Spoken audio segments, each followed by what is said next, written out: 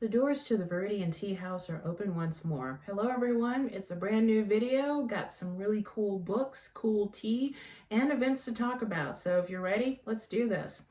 So I do want to say that I will be a vendor at two events this weekend. On Saturday, I will be a vendor at the opening of the Wheat Ridge Farmers Market. So if you didn't get a chance to go last year, we've got it back this year. The hours I think are from 1:30 to 4:30, and it's at the Wheat Ridge Coop. You can just type it in and you can get your GPS. But I don't know how many vendors are going to be there, but it's always going to be a fun time. So that's this Saturday in Wheat Ridge, Colorado. The Wheat Ridge Farmers Market is back. So I'm looking forward to it. And then also Sunday, I'm going to be a vendor at the Mountain Toad Brewing Mother's Day Market, which is, say that 3 times fast. And the hours are from 12 to 4, and that's this Sunday. So you can come get your beer and get a really cool gift for your mom or grandmother or friend or whatever, and just have a good time. It's going to be quite a number of vendors. I think it's going to be the same vendors from last year. I'm not sure. But whatever it is, it's always going to be a good time. And Amanda, if you're watching this, I always love working with you. Cannot wait to see you this Sunday. So yes, Wheat Ridge Farmers Market at the Wheat Ridge Coop on Saturday, and the Mountain Toad Brewing's Mother's Day's Market on Sunday from 12 to 4. So I hope to see you there. All right, so let's begin with the books. So let me just say that these two books hit me rather hard, and they made me reflective and think. And it took me a while to get through both of them, but both books are not the kind of books that you would want to fly through, that you would want to just enjoy for a couple of hours. You want to take your time with these. So the first one, I do have a little story behind it. It actually started many years ago, back when I was living in Memphis, Tennessee. And a friend of mine, Jean, has a really cool bookstore downtown Memphis called the Book Juggler.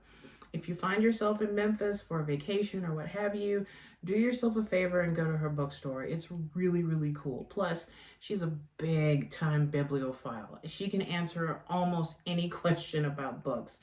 The woman is amazing. Hi, Jean. Anyway, so I wanted to read this one particular author, and I tried, and I said, I can't do it. I don't know if I'm not in the right frame of mind or what. And she said something that stuck with me all these years. She said, read her works like poetry. A lot of her books were written in dialect, and I would stumble over the literal writing of the dialect. But again, my friend said, read it like poetry.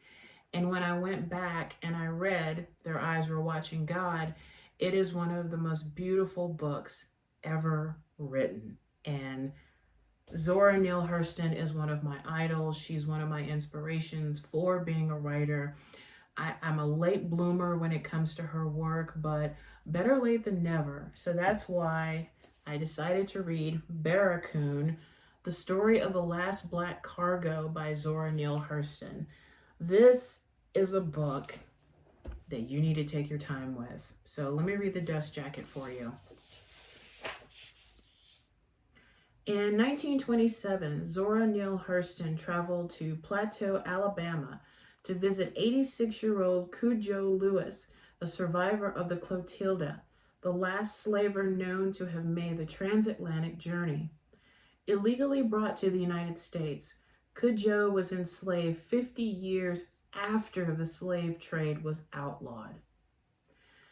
At that time, Cudjoe was the only person alive who could recount this integral part of the nation's history. As a cultural anthropologist, Hurston was eager to hear about these experiences firsthand. But the reticent elder didn't always speak when she came to visit. Sometimes he would tend his garden, repair his fence, or appear lost in his thoughts. Hurston persisted, though, and during an intense 3-month period, she and Cudjoe communed over her gifts of peaches and watermelon. And gradually, Cudjoe, a poetic storyteller, began to share heart-rending stories of his childhood in Africa, the attack by female warriors who slaughtered his townspeople, the horrors of being captured and held in the barracoons of Ouida for selection by American traders, the harrowing ordeal of the Middle Passage aboard the Clotilda as cargo with more than 100 other souls, the years he spent in slavery until the end of the Civil War, and finally his role in the founding of Africatown. Barracoon employs Hurston's skills as both an anthropologist and a writer, and brings to life Cudjoe's singular voice in his vernacular in a poignant, powerful tribute to the disremembered and the unaccounted. This profound work is an invaluable contribution to our history and culture. And there's nothing else I can really say except just my own thoughts, which I'll give in just a minute. But about Zora Neale Hurston. She was a novelist, folklorist, and anthropologist. She was the author of 4 novels, Jonah's Gourd Vine, Their Eyes Were Watching God, Moses, Man of the Mountain, and Seraph on the Swanee. 2 books of folklore, Mules and Men and Tell My Horse, an autobiography, Dust Tracks on a Road, and more than 50 short stories, essays, and plays. She attended Howard University, Barnard College, and Columbia University, and graduated from Barnard College in 1927. She was born on January 7, 1891, in Notasulga, I hope I'm saying that right, Alabama, and grew up in Eatonville, Florida. She died in Fort Pierce, Florida in 1960. In 1973, Alice Walker had a headstone placed at Hurston's gravesite with this epitaph: Zora Neale Hurston, a genius of the South. Truer words never spoken, but this was a book that when I got this some time ago, and I just kept putting it off, and then when I said, all right, read it, just read it. And the vernacular initially tripped me up, but then I said, no, read it like Jean said. Read it like poetry. And I did. And I found his story to be lyrical, tragic, harrowing, and a little bit uplifting. And one thing that I noticed was he was very, very intelligent. And I didn't think that he was going to come off as just some kind of regular person. He had a story to tell, and when he was ready to tell it, he told it. And what a story it was. If you are a fan of Zora Neale Hurston, or if you are a history buff, especially dealing with American history, you really owe it to yourself to read this book. You really owe it to yourself.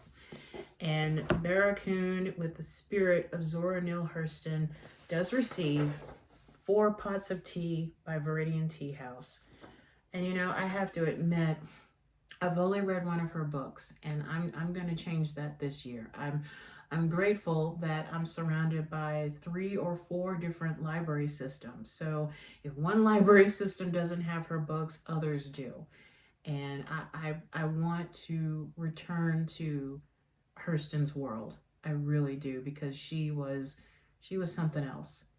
And with this story about a man who actually lived, very poignant. And I don't think anybody else but her could have done it justice. So to the ghost of Zora Neale Hurston, I thank you. I thank you so much. So the next book is a book of poetry by a poet that I've read a little bit about, but this book, I think it encompasses most of his work, and also new poems when the time of the book came together. And this is W.S. Merwin, and this book is called Migration.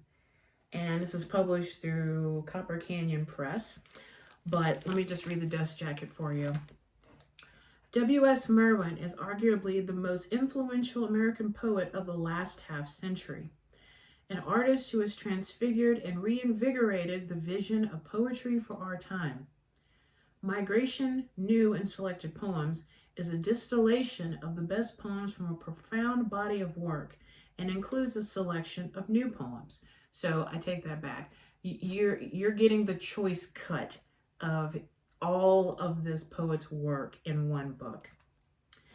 And about the author, about the poet, let's see, do we have, oh, well, maybe not. I thought maybe there would be some kind of a little bio, but no. W.S. Merwin, I discovered him late in life, and I thought, my God, there's poetry, and then there's whatever W.S. Merwin has written. If you are interested in poetry, if you're a poet yourself, and you have not read W.S. Merwin's work, I recommend you go to your library and you find any of his books and you will not be disappointed. And actually, I would like to read just a couple of poems that I found moving for myself. Let's see. Here's one. It's called Noah's Raven. Why should I have returned? My knowledge would not fit into theirs. I found untouched the desert of the unknown, big enough for my feet. It is my home. It is always beyond them. The future splits the present with the echoes of my voice. Hoarse with fulfillment, I never made promises. I really, really enjoyed that poem. In fact, many of the poems I underlined and said, okay, remember this. Oh, the phone's looking a little weird. There we go. Sorry about that. Technical difficulties. All right, so let's see. Another poem I'd like to read to you. Let's see. 26.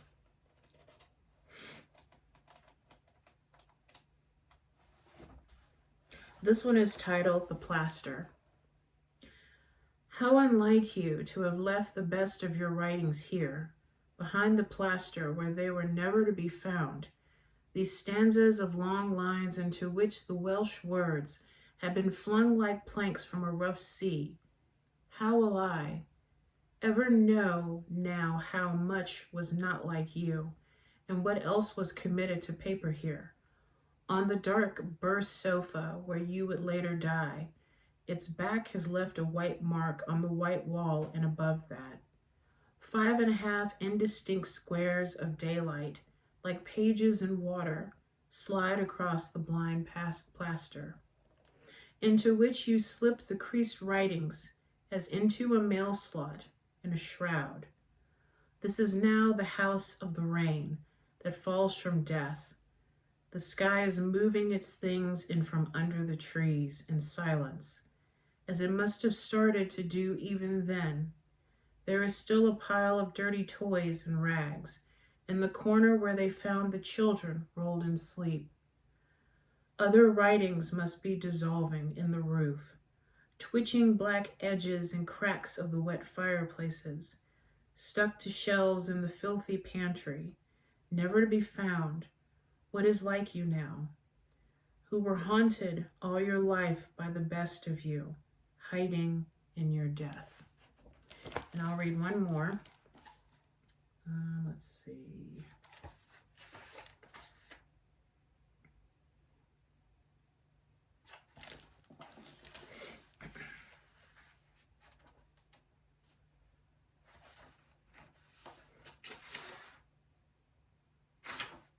This one is called The Black Plateau.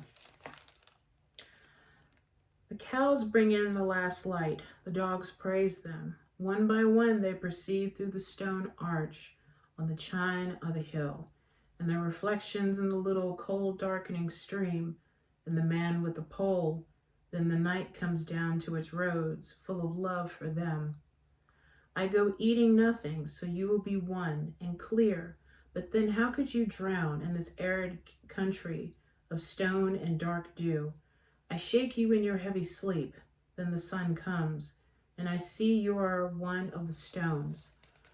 Like a little smoke in the vault, light for going, before the dogs wake in the cracked barn. The owl has come in from his shift. The water in the stone basin has forgotten. Where I touch the ashes, they are cold. Everything is in order. Kestrel and lark shimmer over the high stone. like two brothers who avoid each other. On the cliff corner I met the wind, a brother. Almost everything you look on, great sun, has fallen into itself here, which it had climbed out of like prayers, shadows of clouds, and the clothes of old women blow over the barrens. One apple tree still blossoms for its own sake. The cold of the heights is not the cold of the valleys. The light moves like a wind. The figures are far away, walking slowly, in little knots herding pieces of darkness. Their faces remote as the plaster above deaths in the villages. The upper window of a ruin, one of the old faces. Many places near here, things grow old where nothing was ever a child. O blessed goat, live goat, blessed rat, and neither of you lost. There is still warmth in the goat sheds years afterwards. In the abandoned fountain, a dead branch points upwards, eaten out from inside as it appears to me. I know a new legend. This is the saint of the place, his present form. Another blessing in absence. When the last stone has fallen, he will rise from the water, and the butterflies will tell him what he needs to know that happened while he was asleep. The beginnings and ends of days, like the butts of arches, reach for roofs that have fallen. The sun up there was never enough. High in its light, the bird moves apart from his cry.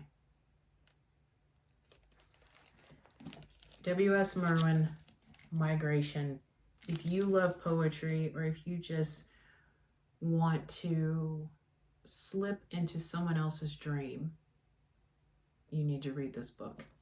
And it does receive 5 pots of tea from Viridian Tea House. And I find myself wanting to collect his work now. Oh, we're still having technical difficulties. Let me just move up. How about that? Yeah, that's better. There we go. Now I feel better. But yes, W.S. Merwin's Migration, a great selection of poetry.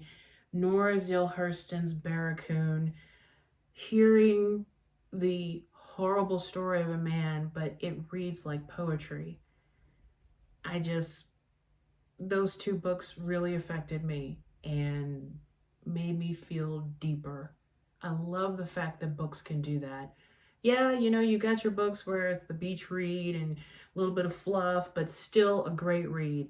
And then you have other books where afterwards you feel your connection to everything.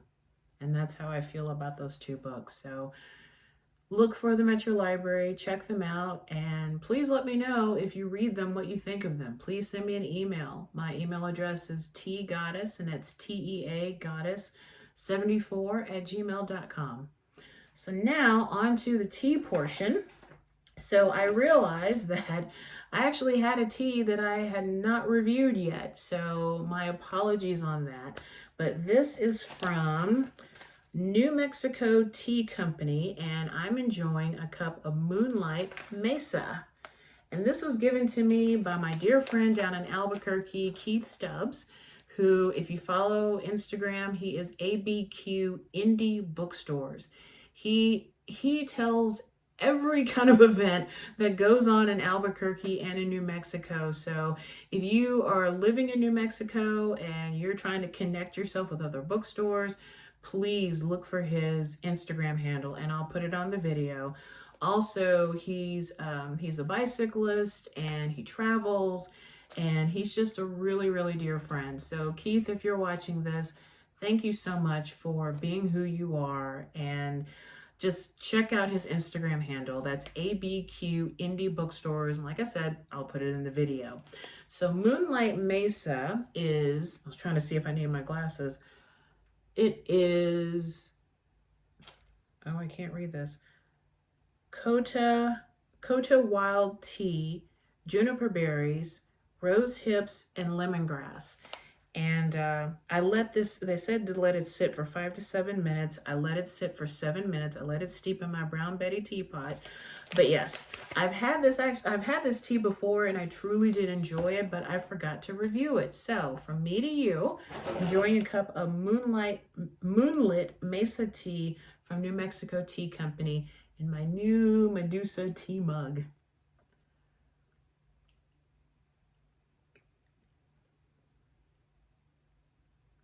You know, this, excuse me, this kind of reminds me of,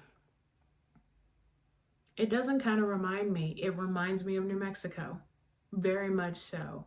That, you know, there's America, and then there's just certain states that are kind of like their own thing. Louisiana's one, Colorado's another, New Mexico is another, where you enter New Mexico and you are just in a whole different world.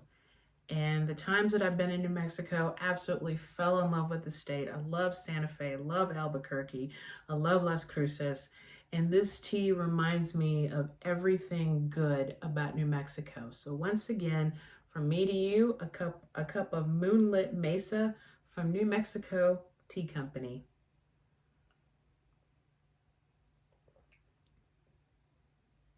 So when I said that this reminded me of New Mexico, what I mean is this: if you've never been, what I'm getting from the tea is desert, solitude, a feeling of creativity, a sense of history and pride.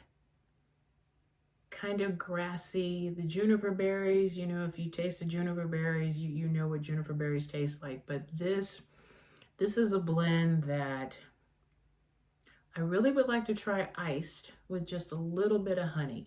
Actually, when I made this tea, I didn't add any sweetener to it, and this is actually really good on its own.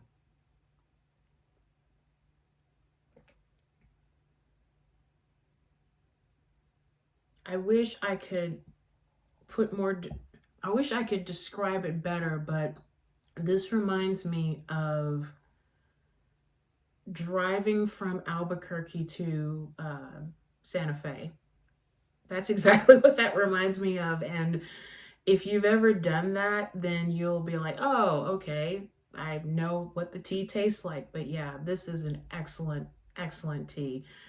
You know, and there are very few teas that I've tried where I was like, oh, that really kind of missed the mark.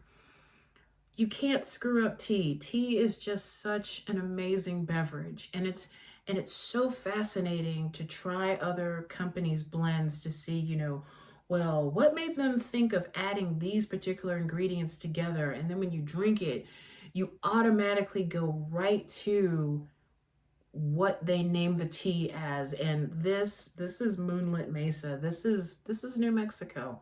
So once again, New Mexico Tea Company, go check them out. I will put all their information on the video. Right, so before I wrap up, let's do a water and tea meditation. So find yourself in a quiet area and a comfortable position. Make sure that you have a tumbler of water or a lovely cup of tea. We're just going to focus on our breathing for a few minutes, like we always do. So if you're ready, let's do this.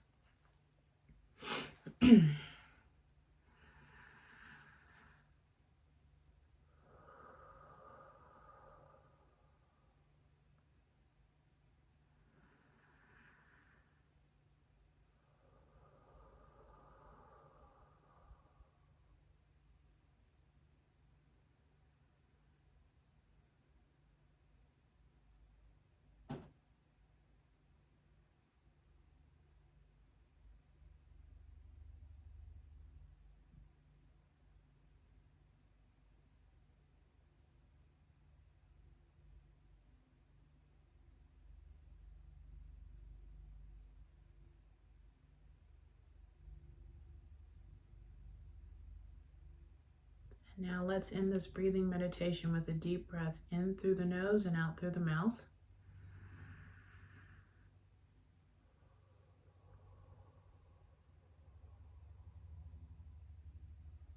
Slowly open your eyes or allow your eyes to come back into focus. And now let's have a sip of your water or your tea.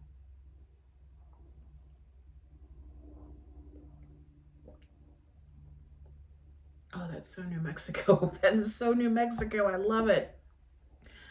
Well, thank you so much for watching this video. Many thanks to W.S. Merwin, the spirit of Zora and Neale Hurston, the good folks at New Mexico Tea Company, my good friend Keith Stubbs of ABQ Indie Bookstores, Wheat Ridge Farmers Market, Mountain Toad Brewing, and all of y'all for watching this video. I truly do appreciate it. And oh, one last thing before I go. So I just want to talk about quickly some writing projects that I'm currently working on. So I am almost done with completing Mabon, and I've actually completed the novel and added a short story. I will be self-publishing it through Amazon KDP, so stay tuned. I'm also considering self-publishing another novel, which is straight up literary, but haven't decided yet. And I'm currently working on a new novel that is called The Indigo Teacup, a novel in 3 parts. And I've got other stories coming down the pike, but that's what's going on with me so far with writing. So just if you read my books and you're wondering when am I going to have something new, that's new. Oh, and one more thing too. Shameless promotion here. Where did it go? I can't find it. Okay, well, never mind. I can't find it. So, but I wanted to talk about my new book called Dreams of a Tea Drinker. It is a collaboration between myself, James W. Bullard, and Jen Mulvihill. It is available through Amazon, and I'll put a link to where you can order the book. It's just a bunch of short stories, tea meditations, photography, artwork, but all about a tea drinker. So, okay, enough shameless promotion. So take care of yourself and each other. Raise your tea mug high, and remember that to drink tea is to enjoy life. And you know what? I'll tell you something, just off the no script. I've really been enjoying my life, and it's been some ups and downs, but I'm truly grateful. And I'm grateful that I continue to make these videos and you guys are watching this. So I thank you so much. Thank you. And if you have something that you would like to be featured on Viridian Tea House, please shoot me an email. I'm more than happy to collaborate and connect and do whatever. So I will see you guys really soon. Bye for now, and take care of yourself, all right? Bye.